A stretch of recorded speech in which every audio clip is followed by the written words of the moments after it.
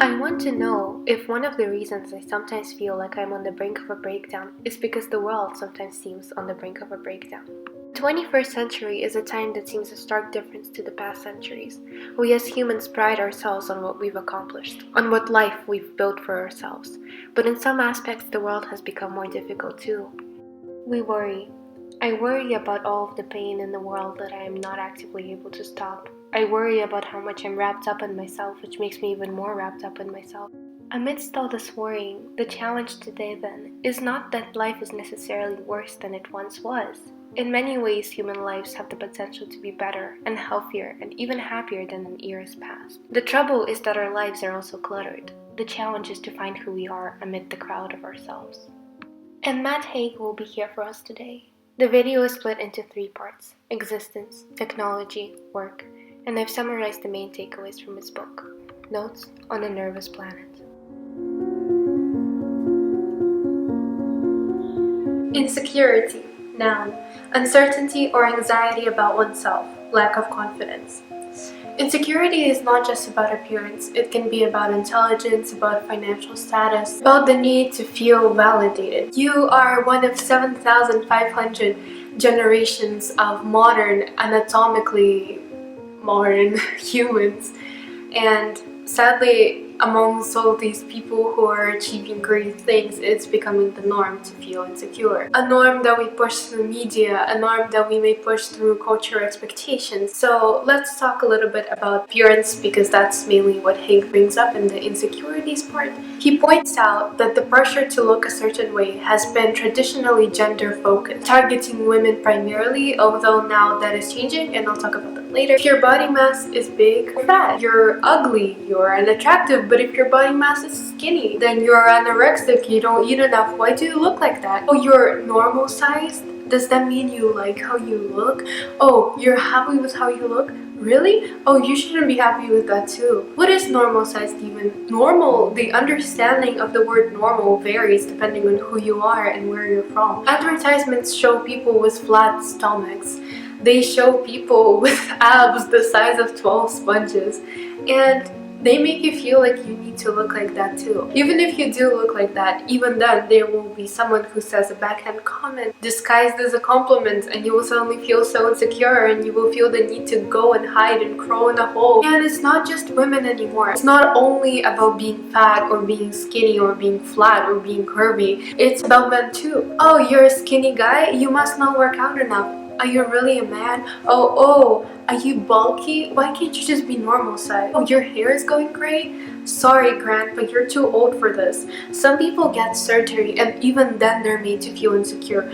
Oh, you got surgery? You look too fake. This is what Matt Haig pointed out. Instead of trying to reduce women's appearance-related anxiety, we are raising men's appearance-related anxiety. In some areas, in some kind of distorted idea of equality, we seem to be trying to make everyone equally anxious rather than equally free. How do we fix this? Well, Haig doesn't actually provide us with any tips. The fact that he brings it up is, for me, still important. The more we talk about this, the more we think about this, the more we start to realize that we're actually made to feel this way. No, you don't need to buy that calorie-free bread. That company advertising it to you, it's telling you you're fat, but it's telling you that so that you go and buy their product. You're too skinny by today's standards and they want you to gain weight, so instead they'll be like, oh, do people think you look anorexic? Here, buy these hip pads, that'll make you look fatter. All those pictures of perfect looking people that the media puts out, of them standing in perfect lighting, in perfect outfits that show off their bodies that are the epitome of perfection. They're targeting you. I'm just talking about traditional cis men and women right now. It's even harder if you're a man who looks more feminine, or a woman who looks more masculine, or maybe you don't identify with either gender, and that's fine too. But you know what? These advertisements will still manage to target you. Even if you don't look like that, there will be something out there that makes you feel insecure about your appearance. So, Matt's tip, it's very general, but it's hard to accomplish. His main thing that he was trying to put out is that you should be kind to yourself, because stressing out about your appearance, you're making your appearance worse, if that makes sense. Maybe you're stress eating. You're thinking, oh my gosh, I'm overweight. My parents or whoever don't want me to be overweight. And then you start eating more, and then you get more overweight. I skipped over some tips that I thought were too vague, too cliche, but the main ones are here. So, how to exist in the 21st century and not have a panic attack. Be your own parent. Do you need to binge 3 more episodes when it's past midnight? Declutter your mind. Make sure to disconnect sometimes. Your texts and notifications can wait. You don't need to rush something, and if it can afford to wait, make it wait. Listen to calm noise. A study tube is great, but you don't always need to study for 12 hours in a row without breaks. Let it happen. Don't panic about the panic. It happens. Life should be touched, not strangled. Ray Bradbury. Be aware of who you are. Feel what you feel, and look around to see what's causing your panic. Do whatever you need to help you through the panic, as long as it's not dangerous and unhealthy. We aren't encouraged to talk about our mental health until we are mentally ill, as if we have to fake being in 100% full health. Stress simply isn't taken seriously enough. Or is it taken so seriously that people are ashamed of talking about their bad mental health days? Either way, this leads to more people becoming not just stressed, but ill. In his aside note on stigma, Matt describes how language plays a role in kind of perpetuating this taboo about talking about these things.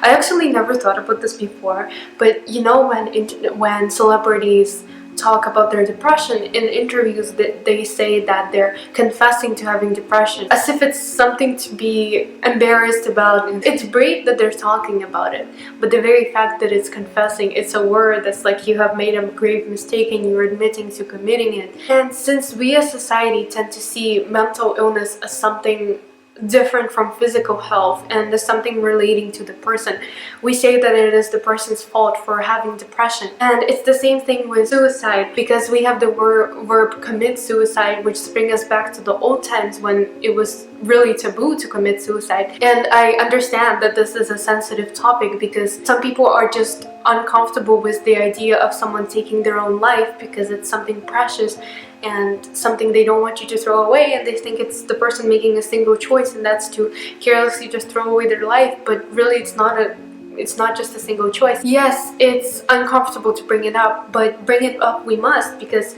talk we must, because an atmosphere of shame and silence prevents people getting the right help and can make them feel more freakishly lonely. It can in short be fatal, and I absolutely agree with that. We do need to start talking about these things. Although we are starting to talk more about these things, which is just fantastic. It's a bit different for alcoholism and consumption of, for example, like drugs, because they make people behave differently. I hope you're starting to gain an understanding of the book. Each chapter, I say chapter in quotes because it's only like 1 or 2 pages, and it does indeed read like notes. That read was so good. It really feels like a journal, one that Matt opens up to you. He brings your thoughts that you've either thought about or never thought about. He just brings them to the front of your head and really makes you kind of go over these things. There is so much of everything. If you go to the supermarket, you'll see 300 different types of milk. You'll see so many different types of labels and companies like using color to attract you as a buyer, as a consumer. If you search up how to, you will get a million results. We are now unable to sit still. We consume so much that it almost feels like we're collapsing under the weight of the media and all of the new information around us. More about that later. So we have so much, and yet we could still continue to want more. We never tire of thinking that we don't have enough. So, to quote, the more we want, the more we will drip ourselves away. A lot of the times we are so focused on getting something that we want that we forget to focus on ourselves. There's only one you, Matt reminds us, and the important thing from here is that you're one person. There's a million different experiences you can take.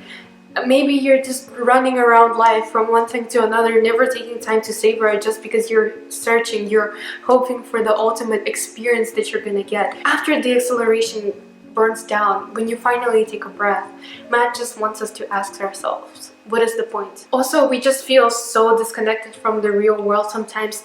With social media as well, it's good because you can talk to anyone you like, anywhere in the world, anytime you like. We don't have to travel across the world to see someone. It's easier than real life, because look, at the moment you're watching me through your screen, right? If you don't like this video, you can leave. Please don't, because it's going towards my watch time. But if you do like this video, maybe you check out my channel, wink wink, and you subscribe or you look at my other videos. But my point is, You get to choose how much of me, because that's essentially what we're doing, we're marketing ourselves in this world. You get to choose how much of me you want in your life. In real life, you don't get that choice. You don't get to, if we're in the same class, you don't get to unsubscribe from Polina. You don't get to unhear everything I say in class. You don't get to exist away from me. The American writer Edith Wharton believed that the cure for loneliness wasn't always to have company, but to feel comfortable with your own company. Not to be antisocial, but not to be afraid of your own unaccompanied presence, let's say. And you know what? I have to say to that, I love my company. Egotistical and self-focused and going against the whole ego is the enemy thing, but I hold my own values and I have my own sense of humor. And I find the things that I find interesting, which makes me for great company. But you know what? Sometimes I hate myself too. I hate parts of personality and I use other people to fill the voids. We're just gonna open up right here. You know what? Most of the times I love myself. But there's a difference between loving yourself and loving your company. And I just want to make that crucial distinction because I don't love myself completely and totally, but I enjoy my company. But amidst all this company and amidst loving my own company, I find myself that while I do not hate other people's company, take a shot every time I say company, I just find that I'm not actively seeking it out as much as I was before. If I'm with people, that's great. If I'm not, that's good too. Is that good or not? I think it depends a lot on what sort of person you are and who you ask. My parents, they would say, oh my god, Polina, why are you so antisocial? Oh, I know why. It's all the book series. Hey Polina, do you think that books are better? Is that why you don't go out every weekend? And I'm like, sometimes they are. Okay, this is the part where I die for cover, but I agree with Wharton and Haig. It's good to love your own company. Look, social media is a place where you get to hang out with people. Technically, not in a real space, but in a virtual space nonetheless. If I really loved myself to the point where I couldn't hang out with people, I would not be on social media. And that's something I tell myself in the mirror while trying not to cry. But what I'm trying to say is it's a fine line. I don't have any real tips for that other than the generic tip of self-help books here. Be okay in every situation. Notice how I say don't be comfortable. Sometimes we need to not be comfortable. What is okay? How do you be okay? I don't know. It's your okay. It's definitely a process with an uneven learning curve. Maybe one day you'll lean on one side, one day you'll lean on the other. My point is exactly what the book is saying because it's such a nice and comforting thought. The point is you have time to figure it out. Okay, another quote out of the many that I'm lifting off of Haig. Sex isn't really what sells. What sells is fear. Emotions, adrenaline, there's so much of it. On the news, on the phone, everywhere you look. So how do you deal with it? Back to the book, How to Stay Sane on the Internet. Take breaks. I'm active on social media. I post book things 4 times a week, but in between those days, I don't go on there. You can catch up later. And 2, don't self-diagnose. Google is not the doctor. 3, people are more than their profiles. Be wary of who you're talking to, but don't judge from one post. And finally, do not hate follow people. Okay, well, what about keeping up with the news and not losing your mind? Remember, people present news a certain way. It's emotionally tense, but it doesn't mean the whole world is about to come crashing down. Limit the amount of time you access it. Get your news at the end of the day or in the morning. And 3, be near animals. They're soft and nice and can help you calm down enough to think. Remember Milo, Jasper's goat? This is just general digital well-being tips. I'm sure you can find psychological articles in scientific journals online. I'm just recapping the book here, but what I mean to say is it's not crucial for you to look at your phone's notifications all the time. Someone texts you, you don't have to pick it up right away. You know what? If it's really that important, they're going to keep calling you and calling you and calling you, and you'll pick up. The world goes ahead, but so do you. Also, just like side note, keep your phone away from your bed. I started doing that and I am actually sleeping much better. Okay, so this is the final part I want to bring up. Matt really takes the effort to remind us that being a workaholic is bad for our sanity. I am guilty of that, okay? And I can hear all of you be like, yeah, but work helps me distract me from my problems. Yes, it does. I absolutely agree with you. But you do it too much and that's bordering on deniance and avoidance. Do more with less. That's the key insight I took from this section of the book. Activity isn't always the same as achievement. Aim not to get more stuff done. Aim to have less stuff to do. Okay, final review bit. Now, this book is full of general affirmations. I really hated it when the author pretended to be a turtle and he was like, oh my god, everything's gonna be okay.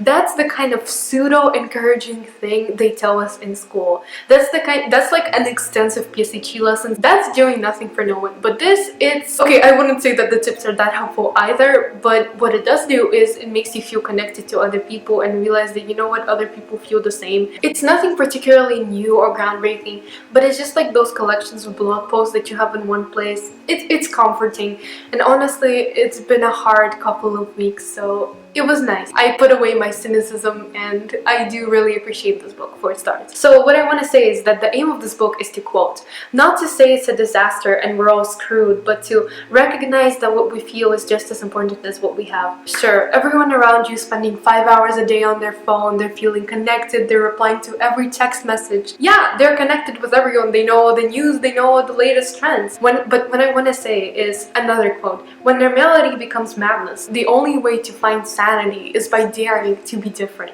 Dare to be different and take care of all aspects of your health. On a nervous planet, find the time and space.